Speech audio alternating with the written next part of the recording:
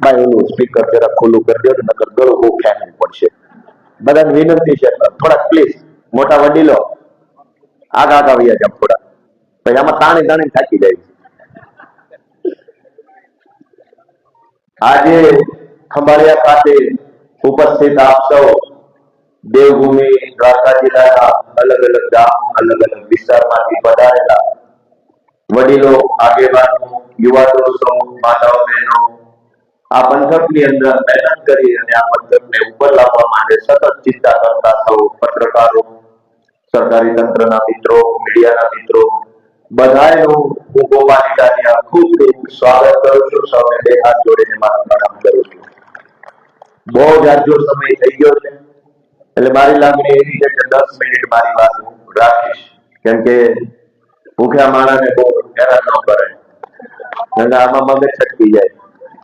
મંચ ઉપર બિરાજમાન સૌ વડીલો, વિશેષમાં આપણા વિરેનભાઈ, આપણા રૂબાભાઈ અને આપણા રામભાઈ આ જિલ્લાની અંદર લાંબા સમયથી જેઓ નેતૃત્વ સંભાળે છે, અનેક મુશ્કેલીઓની વચ્ચે પણ તેઓ પડકારોની સામે પણ કામ કરી રહ્યા છે. વિરેનભાઈની મને ખ્યાલ છે ભાણવડ નગરપાલિકા વખતે ખૂબ ધાક ધમકી, દાદાગીરી, અનેક સમસ્યાઓ હોવા છતાંય ઈમાનદારીથી અને મજબૂતીથી અમારી આજે ટકી રહ્યા છે, એટલે એમનો વિશેષ આભાર માનું છું.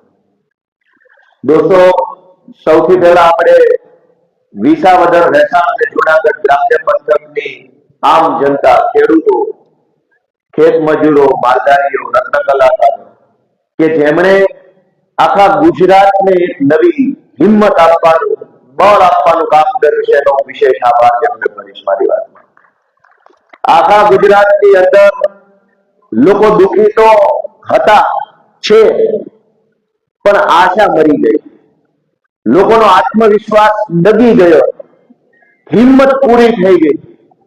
અનેક લોકો આપણી દેશી ભાષામાં હરેરી ગયા, આઘાતમાં આવી ગયા હતા, થાકી ગયા હતા, કંટાળી ગયા હતા કે હવે કાંઈ નહીં થાય. લાગતું નથી કે આને કોઈ ઉભા રાખી શકે, આ ભાજપ વાળાને નહીં કોઈ કાંઈ કહી શકે. હજારો લોકો નિરાશ થઈને યા તો ભાજપમાં યા તો ઘરે બેસી ગયા હતા. અને એવા સમયે આખા ગુજરાતના ચહેરા ઉપર ચમક લાવવાનું કામ, લોકોની આંખોમાં નૂર લાવવાનું કામ, લોકોના મનોબળને મજબૂત બનાવવાનું કામ, લોકોની હિંમત વધારવાનું કામ વિસાવદર ભેસાણના ક્રાંતિકારી લોકોએ કર્યું છે. એ બદલ આપણે સૌ વિસાવદરના લોકોના આભારી છીએ. ધારાસભ્યો તો અનેક બન્યા, ભવિષ્યમાં પણ બનશે, પણ કોઈ એક વ્યક્તિ ધારાસભ્ય બને અને આખું ગુજરાત હરખાય અને એ હરખ 10 દિવસ સુધી ટકે, એવું આ ગુજરાતના ઇતિહાસમાં પહેલી વાર બની રહ્યું છે. ધારાસભ્ય અહીંથી બન્યા છે, એક વાર નહીં 10 વાર બન્યા લોકો, જિલ્લે જિલ્લે બન્યા. પણ જે બને એ નાચે, એની પાર્ટી, એનું કુટુંબ, એની જ્ઞાતિના 5 જણા બેકારો પટવાડીઓ કરે, વિખાઈ જાય. લોકોને કઈ રસ ન હોય. પણ આ કેવી ચૂંટણી હશે, કેવું પરિણામ હશે, કેવા નાના બળુકા માણસો હશે, અને ઈશ્વરનો આપણને બધાને શું સંકેત છે કે 10 દિવસ થયા ને તો આ જીતનો પરખ ઉતરતો નથી. દોસ્તો, એવી આ જીત છે. અને જીતની પાછળ અનેક કાર્યકર્તાઓએ માનનીય યશોદાનભાઈના નેતૃત્વમાં પરસેવો પાડ્યો છે, લોહી રેડી દીધું. નામ લઈ લઈને એક વ્યક્તિના યોગદાનની હું નોંધ લઈશ તો મહિનાઓ લાગે એમ છે. પણ આ જીત ગોપાલ ઇટાલિયાની નથી, ટીમ આખીની જીત છે. બોલર દડો ફેંકે, ફિલ્ડર કેચ પકડે, બે પોતાનું કામ કરે ને તો જ કપ મળે. એમાંથી એક કામ ન કરે તો કપ ન મળે. ગોપાલ ઇટાલિયાને જો કપ મળ્યો હોય તો એનો અર્થ એ થયો કે અમારા ફિલ્ડરોએ ફિલ્ડિંગ સારી કરી, બોલરોએ બોલ સારો ફેંક્યો, વિકેટ કીપરોએ વિકેટ હરખી ઉપાડી લીધી, અને અમારા કેપ્ટન ઈશુદાનભાઈ કેપ્ટનની હારી કરીને ત્યારે આ કપ વિસાવદરનો હાથમાં આવ્યો. અમારી આખી ટીમને હું શુભેચ્છા પાઠવું છું. આખી ટીમે બહુ મહેનત કરી. પણ દોસ્તો, હવે આગળ શું? હવે અહીંથી ક્યાં જવાનું છે? શું કરવાનું છે? કોણે કરવાનું છે ને કેવી રીતે કરવાનું છે? એ સંદેશ લઈને વિજય સંદેશ યાત્રાના માધ્યમથી અમે તમારી વચ્ચે આવ્યા છે। હવે આગળનો સંદેશ આખા ગુજરાત સુધી પહોંચાડવો છે અને સંદેશ છે શું? વિસાવદરની જનતાએ આપણને બધાને 3 સંદેશ આપવાનું કામ કર્યું છે દોસ્તો। એમાંથી પહેલો સંદેશ આખા ગુજરાતની જનતાને વિસાવદરે સંદેશ આપ્યો છે। પહેલો સંદેશ એ છે કે ભાજપ પાર્ટી હારવી જોઈએ, હારવી જોઈએ, હારવી જોઈએ। એ સંદેશ છે આખા ગુજરાત માટે કે આ પાર્ટી ક્યારેય નો ભાજપ જીતવું જોઈએ, એ હારવાને લાયક પાર્ટી છે।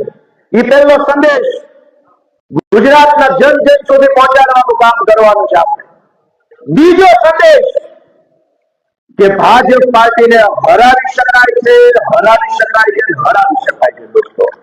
એ સંદેશ વિસાવદરની જનતાએ આપ્યો।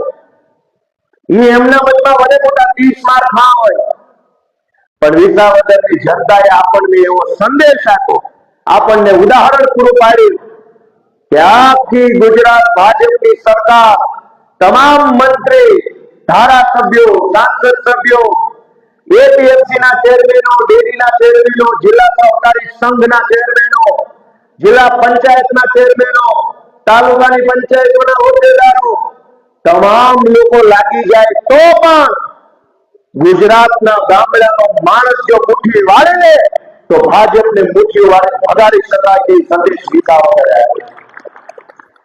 પહેલો સંદેશ છે ભાજપને હરાવવું જોઈએ, બીજો સંદેશ છે હરાવી શકાય એમ છે, અને વિસાવદરની જનતાએ ત્રીજો સંદેશ આપણને એ આપ્યો છે કે બોલવું પડશે મારા બાપ માવતરો, બોલવું પડશે, મૂંગા રહેવાનું કાંઈ નહીં થાય।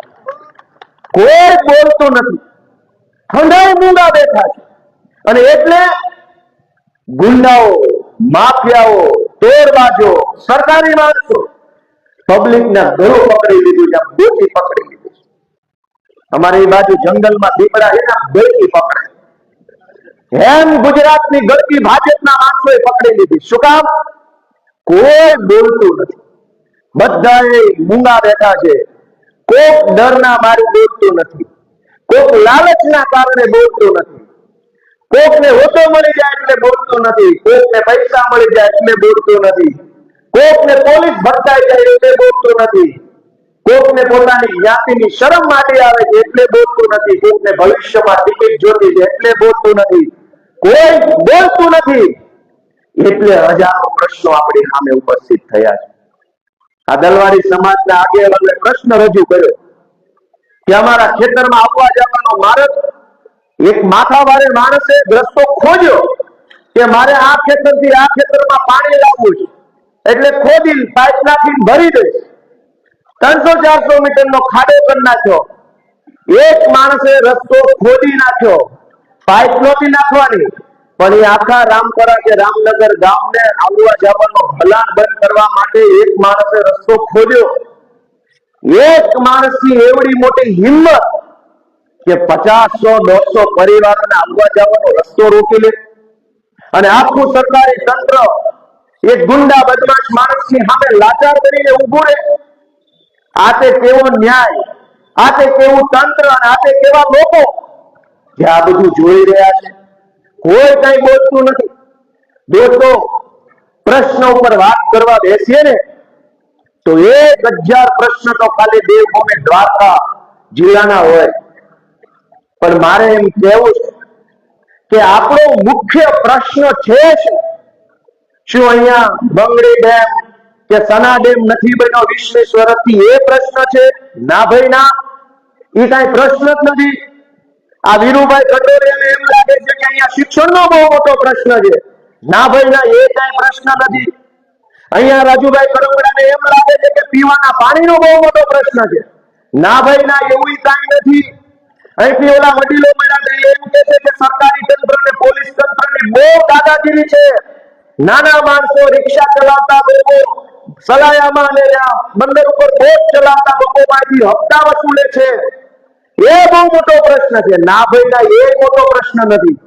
ઘણાને એમ લાગે, હેમંતભાઈએ વાત કરી કે અહીંયા રોડ તૂટલા છે, એ બહુ મોટો પ્રશ્ન નથી। સૌથી મોટો પ્રશ્ન એ કે આટલી બધી ચૂંટણી આવ્યા પછી જયારે મત આપવા જઈએ ત્યારે બટન ઉપર આપણે જોઈએ કે અટક કે અમારી જ્ઞાતિનો કયો છે ને એનું દાખલો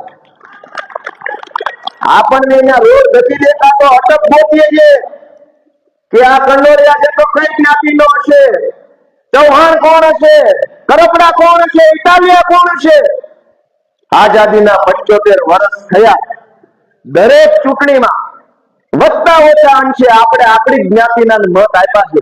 એ પછી આ પીડા ઓછી થઈ. 75 વર્ષ સુધી આપણી નાતના માણસને મત આપ્યો, કોક મંત્રી બન્યું, કોક ધારાસભ્ય બન્યું, કોક જિલ્લા પંચાયતમાં ગયું. આપણી જ્ઞાતિના મત આપ્યા પછી જો આપણા પ્રશ્નો ઓછા થઈ જવાના હોત તો જે જ્ઞાતિનો મંત્રી છે એ જ્ઞાતિના ખેડૂતોને પૂરા ભાવ મળતા હોય. દોસ્તો, મારે એક દુઃખ સાથે કડવી વાત કરી છે. હું હાવ નાનો છું ઉંમરમાં, આય બેઠેલા બધા વડીલોની જિંદગી જેટલી ગઈ એનાથી અડધી તો મારી ઉંમર છે. પણ મારે એક કડવી વાત કરી છે. ભગવાન દ્વારકાધીશ અહીંયા બિરાજમાન છે, સમગ્ર સૃષ્ટિને સંદેશ આપે છે. ભગવાન શ્રી કૃષ્ણ પોતાના અગ્ગા મામાની સામે બાજી છે. ખોટું હોય, અનીતિ હોય, અન્યાય હોય, અત્યાચાર હોય તો કૃષ્ણ ભગવાન આપણને સંદેશ આપે છે, ખભો મામો હોય તો પાડી દેવા, ભૂકા કાઢી નાખવા. પણ કૃષ્ણના ગામમાં આપણે રહીએ અને ચૂંટણી આવે ત્યારે ગમે એવો ખરાબ માણસ હોય આપણી નાખલો ઢાંકો ને મત આપો. એ ભગવાન શ્રી કૃષ્ણ આપણા બધાનો બાપ એમ સંદેશ આપે કે ખોટું હોય તો મામો હોય તો પેલો ઉપાડી લેજો. અને આપણે આ ગામમાં રહીએ, નબળો માણસ હોય તો ભલે હોય, અમારી જ્ઞાતિનો છે, પોલીસ એને પકડે તો મોરચો કાઢવાનો, અમારી જ્ઞાતિનો છે. ક્યાં ભગવાન દ્વારકાધીશનો સંદેશ અને ક્યાં આપણું જીવન. દોસ્તો, ભગવાને બતાવેલા રસ્તા ઉપર નહીં આવીએ ને તો દુનિયામાં જીવીએ ત્યાં સુધી કોઈ આપણા પ્રશ્નો ઓછા નહીં થાય. ભગવાને જે કીધું છે એ કરવાનું છે કે નબળો માણસ હોય એ ઉપર ન આવવો જોઈએ. હા, ઈશુદાનભાઈ ગઢવી જેવો ઘોડો માણસ, હું તો તોય જરા સમજો ને કે એટલો બધો ઘોડો નથી. ઈશુદાનભાઈ તો હાવ ઘોડા માણસ, એના વખાણ કરીને મને કઈ ભારત રત્ન નથી મળવાનો. વાસ્તવિકતા તો એ છે ભગવાનના માણસ, માતાજીમાં અપાર શ્રદ્ધા ધરાવે, ગામડાનો સીધો સાધો ઘોડો કેવો માણસ હોય પણ પોતાની મહેનતથી, પોતાના સંઘર્ષથી, પોતાની એક ધગશ છે કે લોકો માટે મારે કંઈક કરવું છે એટલે આગળ આવ્યા, મહેનત કરી, અપમાન સહન કર્યા, માર ખાધો, મેણા ટોણા ખાધા, જેલમાં ગયા. અને એ પછી જે શું થયું, ઈશુદાનભાઈને તક ન મળી, મને તક ન મળી. દોસ્તો, આપણે વિચારવાનું એ છે કે આપણા બધાને જે સમસ્યાઓ છે એ મોટી છે કે ચૂંટણીમાં મત આપવા જઈએ ત્યારે આપણી અટક મોટી છે. આપણો તૂટેલો રોડનો પ્રશ્ન મોટો છે કે આપણી અટક મોટી, આપણા દીકરા દીકરીઓનું ભણતર મોટું કે આપણી અટક મોટી, આપણા પરિવારમાંથી કોઈક ભાગો કે કોઈક મારી બીમાર પડે, સમયસર એને ઓક્સિજનનો બાટલો ન મળે અને ત્યારે આપણો આત્મા પકડે ત્યારે વિચારવાનું કે આ સુવિધા મોટી કે આપણી અટક મોટી. દોસ્તો, એ પ્રશ્ન નહીં વિચારીએ, ગમે એટલી પાર્ટી આવશે, ગમે એટલા નેતા આવશે, સમસ્યા ઓછી નથી થવાની. ગુજરાતને ભાજપે બાનમાં લીધું છે અને એ બાનમાં લેવા માટે હાથા બનાવ્યા છે આપણી નાતના આગેવાનો. આ વિસાવદરની ચૂંટણીમાં જેટલી જ્ઞાતિ છે એટલી જ્ઞાતિના આખા ગુજરાત ભરના નેતા ત્યાં આવી હાથ જોડતા હતા. આપણે બધા એક નાતના નથી બનતા. વિસાવદર વાળા પાસે આપણે શીખવું પડશે કે બધા નેતા આવ્યા, જ્ઞાતિ પ્રમાણે નેતાઓ આવ્યા ભાજપના. જે જ્ઞાતિ વિસાવદરમાં રહે છે એ તમામ જ્ઞાતિના ગુજરાત ભરના માણસોને ભાજપે વિસાવદરમાં મોકલ્યા અને પ્રચારમાં, જાહેર પ્રચાર નહીં, સૌ નેતાએ પોતપોતાની જ્ઞાતિના ઘરે જવાનું, ફોહલાવાના, લલચાવાના, શરમાવાના, ભીડમાં લેવાના અને પછી કહેવાનું ભાજપને મત આપો. પણ વિસાવદરનું માણાઈ જોવું કેવું બોલવું છે. જેટલા આવ્યા એનું સ્વાગત કર્યું, ઘરે લઈ ગયા, ચા પીવડાવી અને કીધું કાંઈ વાંધો નહીં, મત ગોપાલભાઈ દેશું, બીજી વાર ચા પીવડાવો. એ વાતમાં ન આવ્યા કહેવાતા જ્ઞાતિના આગેવાનોની વાતમાં એક માણસ નો આવ્યો, ત્યારે આજે એનો જય જયકાર આખા ગુજરાતમાં થઈ રહ્યો. દોસ્તો, પોતાની જ્ઞાતિનો નેતા આવે, ફોહલાવે, ખોટા માણસને, નબળા માણસને, ખોટી પાર્ટીને મત આપવાનું કે, અને એની સામે ટાઈટ થઈને તાકાતથી ઉભો રહે, એ જ અસલ કાઠિયાવાડી ખેડૂત માણસ કહી શકાય. પોતાના મુદ્દા ઉપર મત આપતા આપણે બધા વિચારવું પડશે. વિસાવદરની જનતાએ પાર્ટી જોઈને નહીં, માણસ જોઈને બટન દાબવાનું કામ કર્યું. એ વાતનો હરખ તમારા ચહેરા ઉપર છે. પાર્ટી જોઈને બટન દાબવું હોય તો કઈ પાર્ટી ના આપે? માણસ જોયો, કામનો કોણ છે, બોલે એવો કોણ છે, કોણ આપણા માટે લડી શકશે, કોણ અવાજ ઉઠાવી શકશે, એ વિચારવાનું આપણે છે. દોસ્તો, ચૂંટણીઓ પર ચૂંટણીઓ આવે છે, અનેક ચૂંટણીઓ આવે છે, અને આપણી પીડાઓ ઘટવાના બદલે વધતી જાય છે. તમે જુઓ, દિલ ઉપર હાથ રાખીને બધા વિચારે, અને આ વાત કઈ સામે બેઠા એટલા પૂરતી નથી. આ કેમેરાની પાછળ હજારો લોકો મારી વાત સાંભળતા હશે. એને વિનંતી છે કે કયા ગુજરાતમાં આપણે રહીએ છીએ, જ્યાં ભગવાન દ્વારકાધીશ બિરાજમાન હોય, સોમનાથમાં ભગવાન મહાદેવ સાક્ષાત બિરાજમાન હોય, આયના પોરબંદરમાં જન્મેલા પૂજ્ય ગાંધી બાપુએ આખી દુનિયાને રસ્તો બતાવ્યો, અને આપણા ગુજરાતમાં રસ્તો જ નથી, ખાડા. જે ગુજરાતનો ગાંધી આખી દુનિયાને માર્ગ બતાવે, એ ગુજરાતની અંદર ભારતના પ્રશ્નો 3 કલાકે જ્યાં પહોંચી શકાય. મારે આવવાનું હતું કાલે વિસાવદરથી અહીંયા ખંભાળિયા. વિસાવદરથી ખંભાળિયા આવવામાં વાર શું લાગે? હું સાંજે 6:30 વાગે વિસાવદરથી નીકળ્યો, અને રાત્રે 12:30 વાગે ખંભાળિયા પહોંચ્યો. સારી ગાડીઓ રાખીએ છીએ, જલ્દી પહોંચી શકાય, સમયસર પહોંચી શકાય. આપણી પોતાની સલામતી રે, કઈ તકલીફ પડી હોય તો વાગે નહીં જલ્દી, એ માટે વ્યવસ્થા કરી છે. રોડ ક્યાં? મને હવારમાં ઈશુદાનભાઈ જયારે હું ફ્રેશ થતો હતો ત્યારે મનમાં વિચાર કે રોડ શો, એવું આપણે કહેતા હોય કે રોડ શો નીકળશે ગોપાલભાઈ નો અથવા ભાજપ વાળાનો, પણ હું કામ રોડ શો? રોડ જ નથી, ખાડા છે. ખાડા શો રાખવા કે ભૂપેન્દ્રભાઈ ની હાજરીમાં ભવ્ય ખાડા શો? રોડ છે જ નહીં તો રોડ શો કેમ કાઢવાનો? રોડ તો હોવો જોઈએ, ખાડે ખાડા. કોઈ બોલવા તૈયાર નથી કે કેટલો ભ્રષ્ટાચાર થાય છે. દોસ્તો, બધી ભૂલ સરકારની નથી, ક્યાંક આપણે મૂંગા રહીએ, જે આપણી ભૂલ છે. મહાભારતના સમયમાં માતા દ્રૌપદીજીના ચીરહરણ ખાતા હતા, ત્યારે ચીરહરણ આખી સભાએ નહોતું કર્યું, એ તો દુશાસન ખેંચતો હતો, પણ જેને મૂંગા બેઠા બેઠા તમાશો જોયો, સજા એને મળી છે. ભીષ્મ પિતા હોય કે દ્રોણ હોય, એને મૂંગા બે તમાશો જોવાનું કામ કર્યું, એને જોઈ ગઈ ચીરહરણને, સજા એને મળી. હા, આખા જિલ્લામાં કે આખા ગુજરાતમાં જે લોકો ભાજપનો તમાશો જોઈ રહ્યા છે, શિક્ષણના મુદ્દે, આરોગ્યના મુદ્દે, રોડના મુદ્દે, જમીનના મુદ્દે, ખેડૂતના મુદ્દે ભાજપે જે તાનાશાહી ને ભ્રષ્ટાચાર કર્યો છે, એને મૂંગા બેહીને ચૂપચાપ ઘરે બેહીને ખાનામાના જે જોઈ રહ્યા છે ને, દોષ તો એનો એટલો છે જેટલો ભાજપ વાળા. આપણને કેમ એમ નથી થતું કે હું બોલું, અવાજ ઉઠાવું, લડું? કેમ આપણને હિંમત નથી થતી? શું તકલીફ છે? જે 2 હાથ તલાટીને આપ્યા છે, જે 2 હાથ કલેક્ટરને આપ્યા છે, જે 2 હાથ મુખ્યમંત્રીને આપ્યા છે, એ જ 2 હાથ તો આપણને આપ્યા છે. જે બોલ એના હાથમાં, એ બોલ આપણા હાથમાં. તો અટવાય છે ક્યાં? તકલીફ ક્યાં છે? કેમ બોલતા નથી? કોનાથી ડરે? અને ડરી ગયા પછી આપણો શું ફાયદો? ડરમાં તો નુકસાન છે. બોલશો તો કાંઈક તો થાય. મને ટીવી વાળા ઘણી વાર પૂછે કે તમે આટલું બધું બોલો છો, તમને બીક નથી લાગતી? મેં એવું કીધું કે હું બી જાઉં અને મને ફાયદો થતો હોય તો મને બહુ બીક લાગે, પણ હું બી જાઉં અને મારું નુકસાન થતું હોય તો હું બાજી લઈશ. બાજીશ તો કાંઈક તો મળશે, બોલીશ તો કાંઈક તો મારું ઉપર છે.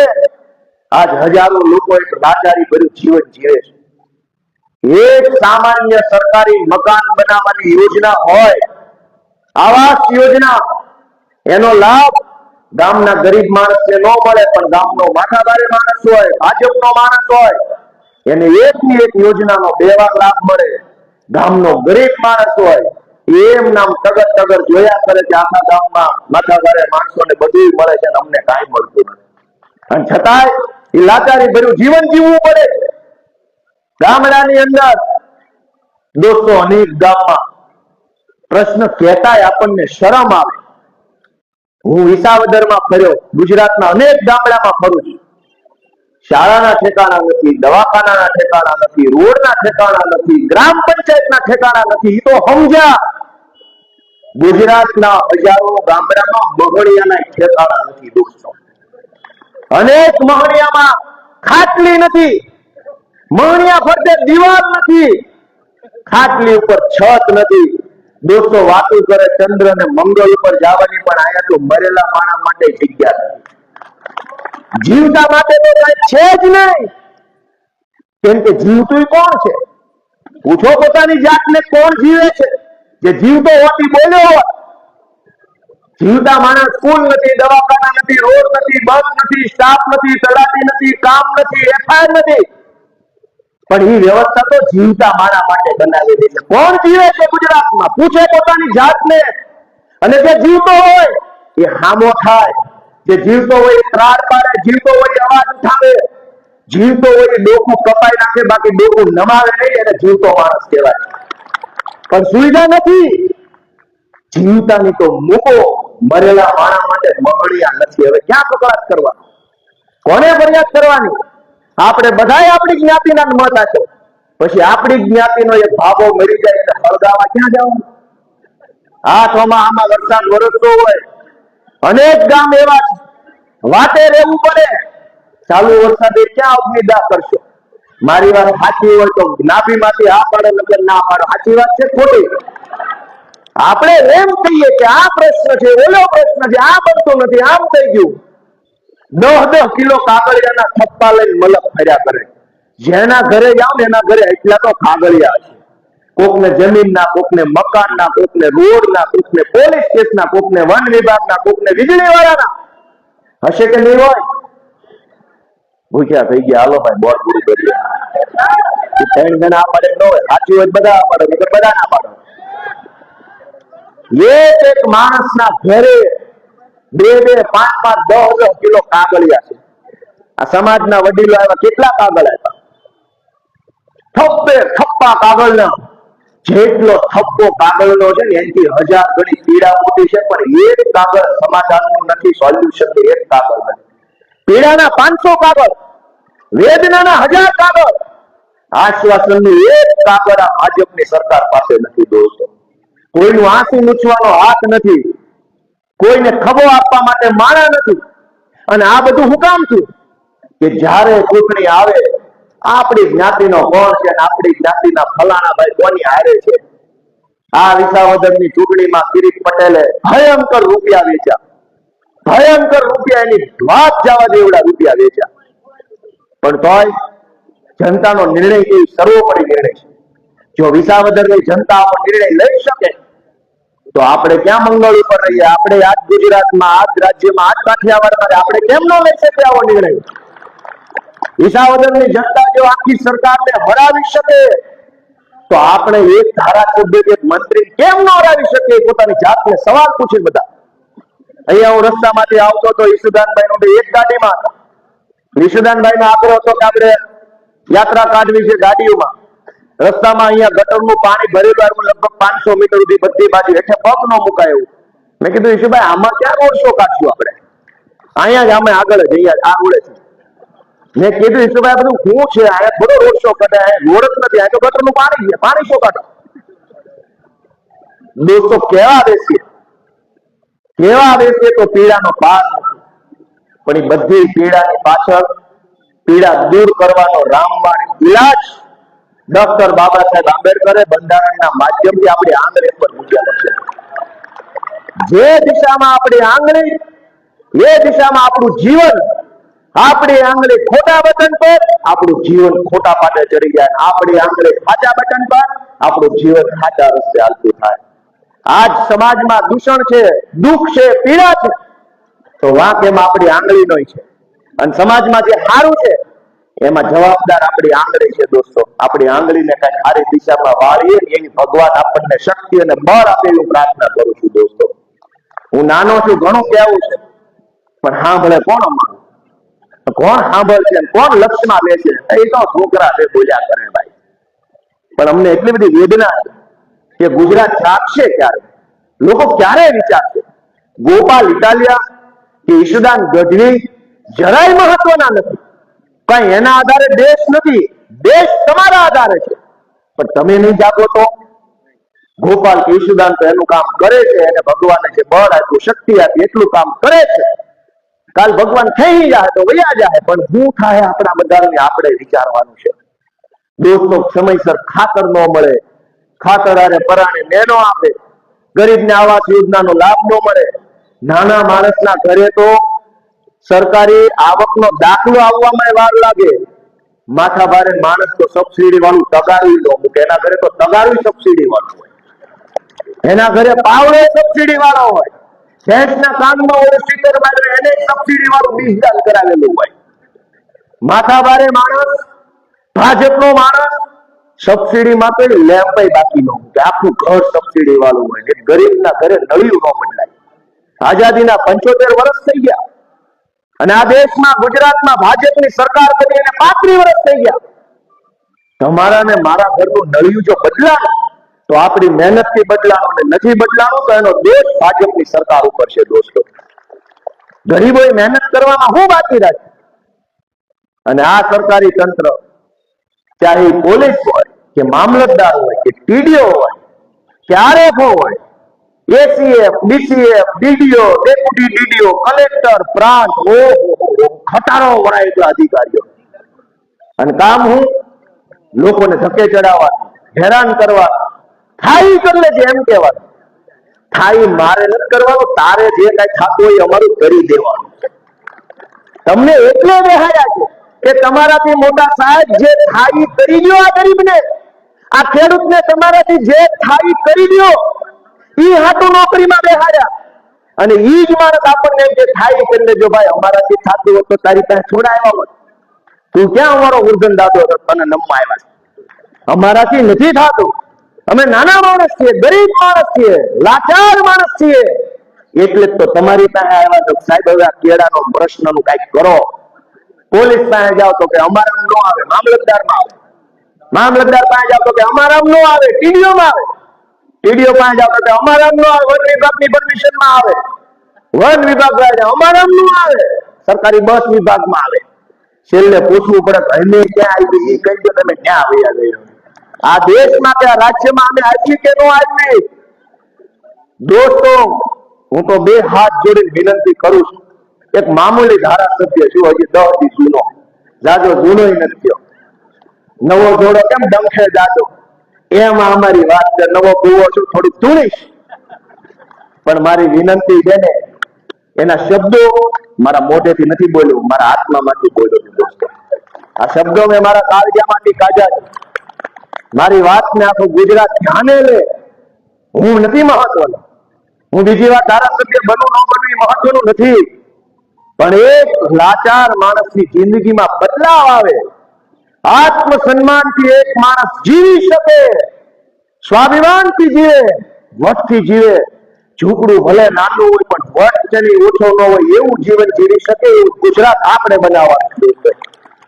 બધાય કરોડપતિ નહીં થઈ જાય, પણ સન્માન બધાનું એક સરખું હોવું જોઈએ.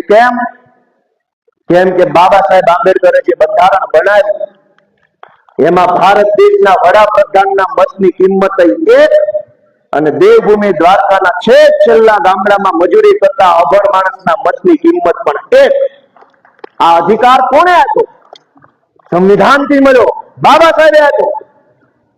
વડાપ્રધાન ભલે અમીર હોય, ગામનો માણસ ભલે ગરીબ હોય, પણ ભારતનું સંવિધાન એમ કે છે કે જેટલું સ્વાભિમાન અને સન્માન વડાપ્રધાનનું છે એટલું જ આપણા દેવભૂમિ દ્વારકા જિલ્લાના ગરીબ માણસનું સન્માન પણ છે. આપણે શું આશા રાખીએ સરકાર પાસે કે દરરોજ સવારે 10 વાગે મામલતદાર ઓફિસે આપણા ઘરે ટિફિન આવી જાય? એ આશા આપણી નથી. એ તો ભગવાને હાથ આપ્યા છે, ખાડો ખોદી મહેનત કરી મજૂરી કરી ખાઈ લેવું.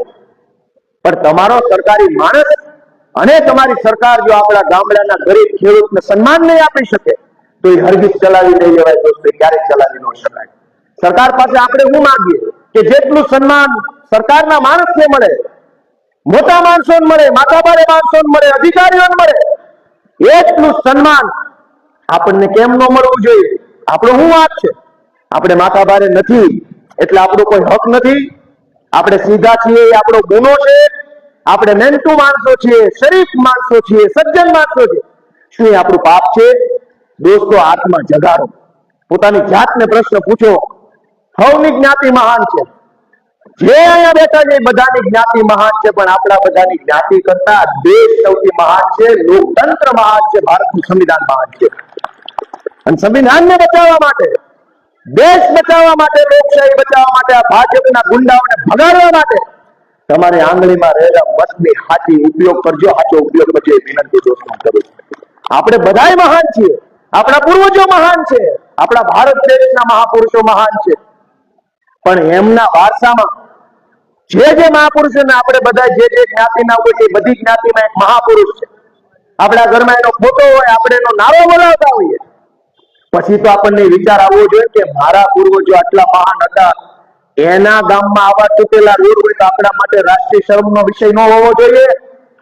ઈ મહાપુરુષોના ગામમાં એ ગાંધીજી હોય, સરદાર પટેલ હોય, કે કૃષ્ણકુમાર સિંહજી હોય, કે અહીંથી દ્વારકા જિલ્લાથી ભગવાન શ્રી કૃષ્ણના મહાપુરુષ, એમના વારસાના ગુજરાતમાં કોઈ ખેડૂતે આત્મહત્યા કરવી પડે, કોઈ માણસે દવા પી જવી પડે, કોઈ માથાભારે માણસોના ત્રાસથી કોઈ 9મા માળેથી હેઠો પડતું મૂકીને મરી જાય, એ આપણા માટે રાષ્ટ્રીય શરમનો વિષય નથી? આપણે આપણા આત્માને પૂછવાનું છે. હું ગુજરાત આખાની જનતાને વિનંતી કરું છું કે આત્મા જગાડો, મનોમંથન કરો, પોતાની જાતને ઢંઢોળો કે તમે કોના વારસદાર છો, તમે કયા ગુજરાતના વારસદાર છો, કેવા મહાપુરુષોએ આપણને આ ગુજરાત આપ્યું છે, અને આજ ઈ ગુજરાત કેવા માણસોના હાથમાં છે. પોતાના મનને ખંખોળો, જાતને ઢંઢોળો, પ્રશ્ન પૂછો પોતાની જાતને. અને હજારો યુવાનોને વિનંતી કરું છું કે માય ગાંગલા બનીને 5000ની નોકરી નથી ગોતવી ભાઈ. આવો આમ આદમી પાર્ટીમાં અરવિંદ કેજરીવાલ તમને હાવ જ બનાવવા માટે બેઠો છે. 5000ની નોકરી માટે ક્યાં ક્યાં ભટકશું? ભાજપના નેતાની ભલામણ, ધારાસભ્યનો લેટર પેડ, જિલ્લા પંચાયતના પ્રમુખના પગ પકડો, આપણી જ્ઞાતિના પેલા આગેવાનના ઘરે જઈને રામ રામ કરો તો ભલામણ કરશે, ડેરીમાં નોકરી લાગી જશે. એટલે ભાઈ મૂકો એવી લાચારી. 1000 આંખવાળા દ્વારકાધીશે તમને હાવજ જેવા બનાવ્યા છે. આવો હાવજના ટોળામાં કેજરીવાલ, ઈશુદાન ગઢવીના નેતૃત્વમાં તમે કે રણસંકાર કરતા થઈ જાઓ દોસ્તો. ગુજરાતના યુવાનોને વિનંતી છે કે એક પોલીસ કોન્સ્ટેબલ ગોપાલ ઇટાલિયા આજથી 10 વર્ષ 10 નથી થયા હજુ, આજથી 10 વર્ષ પહેલા હું કોન્સ્ટેબલ હતો. યુનિફોર્મ પહેરીને અમારા ભાઈઓ ઉભા ખૂણામાં ઉભો રહેતો, અડપ મારી મોટા મોટા સાહેબો આવે ને ટગર ટગર જોયા કરતા, ટાઈટ ટાઈટ સલામ મારી દેતા. પછી ખબર પડી કે આમાં તો કાંઈ કંકોડાય કાઢી લેવા નથી, એની કરતા તો હું હોશિયાર માણસ છું.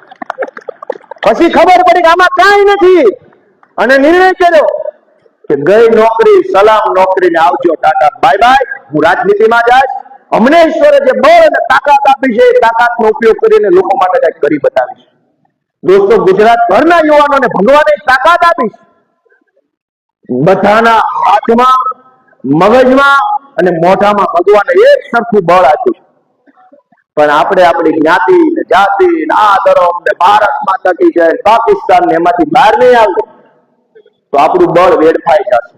હું ગુજરાત ભરના યુવાનોને વિનંતી કરું છું કે આવો 95-04-04-04 આ હાવજ બનવાનો નંબર છે. જેને હાવજ બનવાના નંબર ઉપર મિસ કોલ મારી દો.